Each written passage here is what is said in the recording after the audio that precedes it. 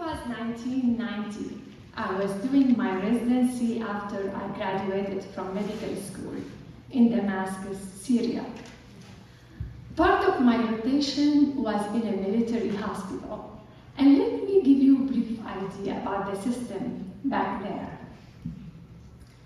Every man, when he reached the age of 18, they have a draft system. They have to go for military training for 2 years. First 2 months, they go to boot camp. It's a very, very harsh training, no mercy of any kind.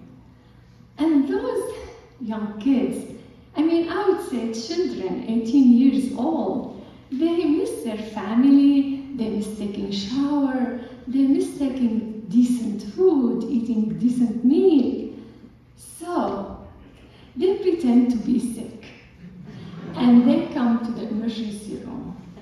And we usually see them, and if we find necessity, we'll give them a couple of days at home with some medicine to take.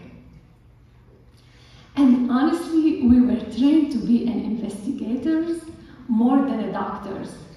And we were trying to understand if they are telling the truth or not. For instance, somebody comes with abdominal pain. We look and we think, all the symptoms indicate that you have appendicitis. I think very soon you're going to be in the surgery. No, doctor, I'm fine. I think it's just a cramp. One day, I was in the emergency room, and this guy came, of course, complaining, And I thought, okay. I asked him to take off his pants, and I look at his leg. And the back of his leg was the weirdest thing I've ever seen. I've seen infection in my life, but this was like a brown, yellow, green discharge, oozing, tissues are torn apart, and the smell, the foul smell, almost made me faint. I immediately took an action. I opened IV for him, and I admitted him, called surgeon on call, and he kept telling me, please, doctor, let me go home, give me my medicine, please, I'll take my medicine. I said, honey, your situation can't wait. Very soon, you're gonna die if we don't do something here. Something about this boy kept me thinking. Few days later, even though he was not in my service, I went to check on him. I saw him sitting in the bed. Next to him there was a beautiful woman, and he introduced her, my wife. I say hi, and I said, okay, now you have to tell me the truth. How did the infection, for God's sake, locate it here? There is no way. If you fall, if somebody scratch you, it's very weird location. And how did it get severe that much? Explain to me. He told me the story. He married his sweetheart, his high school sweetheart.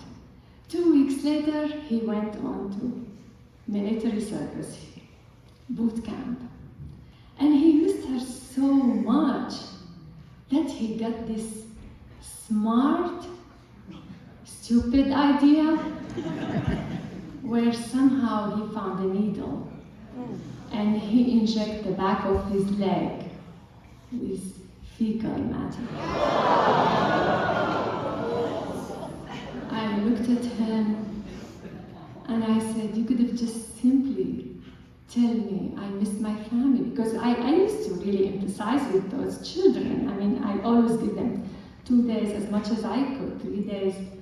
They shower, they eat meal, and they see their family, big deal. And I don't believe in military altogether, so that served my purpose anyway. I said, you could have just told me, you didn't have to do that. You didn't have to go through this. All love hurt. That act caused him to lose his leg.